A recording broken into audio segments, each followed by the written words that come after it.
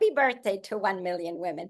How absolutely delightful that you are all celebrating. I certainly wish that I were down under with you. You must all be bursting on the sides of joy and pride of all the accomplishments that you have done throughout the years, which are now flourishing here and really coming to life with the Festival of Solutions that you have all around you. Way back when, which is a long time ago, but even before you formed 1 million women, you thought about this and you identified a niche of climate action that was completely missing in the universe of climate action. And that is the intersection between women and action at the household level. That's the intersection that you are working on so beautifully now for the past 15 years.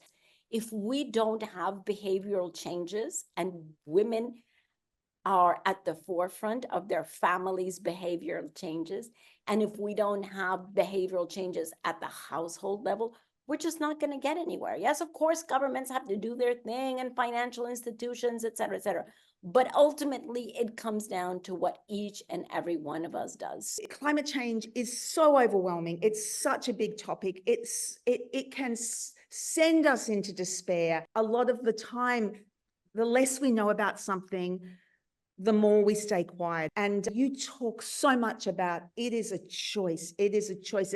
How do we step into our agency, but how do we stay optimistic? We have the agency that we're willing to step into, and we have the courage that we are willing to harvest and to enact. And that's an incredible realization that we can anchor ourselves in our own strength. That's the amazing thing. We don't need to ask anybody for permission. We don't need for any policy to occur. We don't need for any carbon market to tell us what the price of the carbon is. Nothing.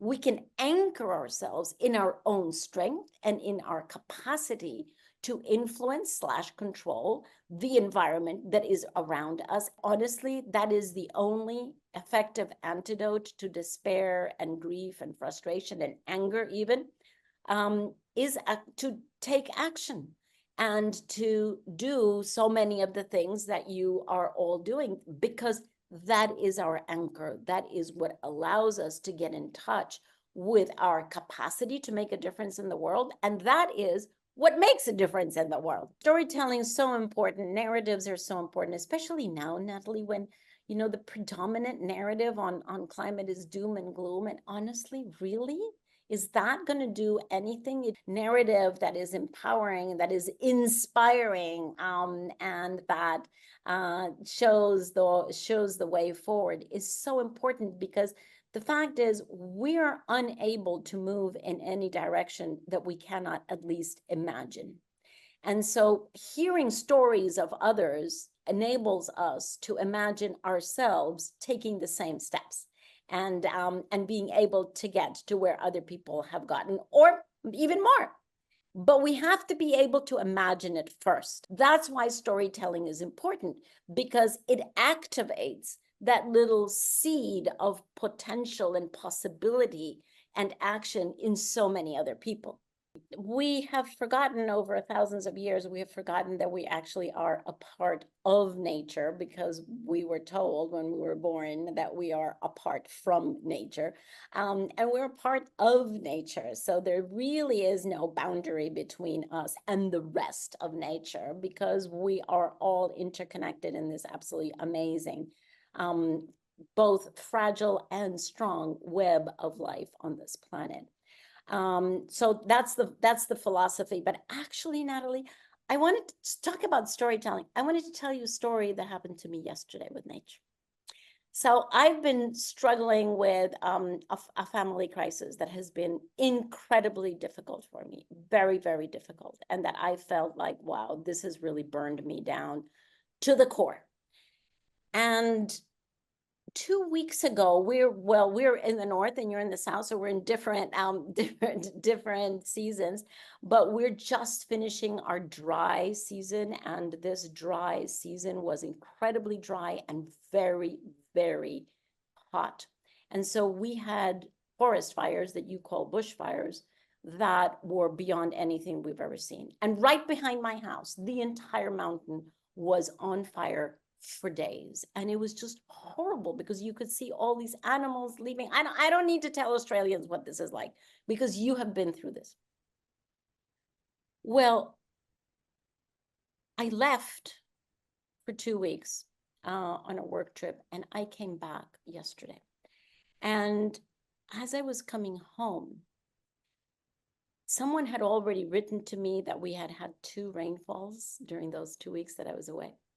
And as I was coming home really slowly. Someone beautifully picked me up at the airport and I said, can you drive really slowly? Because I was watching that mountain that had been completely burned down to the ground. I was watching little blades of grass beginning to come up, tiny little leaves on the trees that we thought were dead, tiny, tiny little things. And I thought, wow, that is a lesson from nature. That is such a lesson from nature. And for me, here's what I thought. Nature, the mountain there, seemed like it had been burned to the ground and would never come back. I felt like I was burned to the ground and I was having a really hard time coming back. But is it possible that the rain had this transformative effect of bringing life back? And what does that tell me? Is it possible that the tears that I shed yesterday can become the rain of today for myself? And that I can use those tears as this wonderful rain to make new little shoots come back up and then tend to them and fertilize them and actually, make them come back perhaps even in a more beautiful form. That is the power of storytelling, Christiana. That's the power of nature. Nature as teacher. There are brilliant people who have dedicated their life to study communications on climate, to give all of us who speak publicly about climate, give us tips on what is actually going to reach people. And one of these people is the brilliant John Marshall, who has done this for years. And John recently, maybe 1 or 2 months ago, released a new report that didn't take me by surprise, but I was so delighted because he said, you know what the one thing is that really moves people to do something responsible on climate? One thing, love. So ultimately, now that is what you 1 million women are all about. It's about love. It's about love for yourselves, love for your family, love for your home planet, love for, the place where you live, the things that you love for nature. That's what it's really all about. And if we could understand that is really that we all go off and we do 1,000 different things, but ultimately it's all about love and protecting that which we love. It makes it so simple, doesn't it?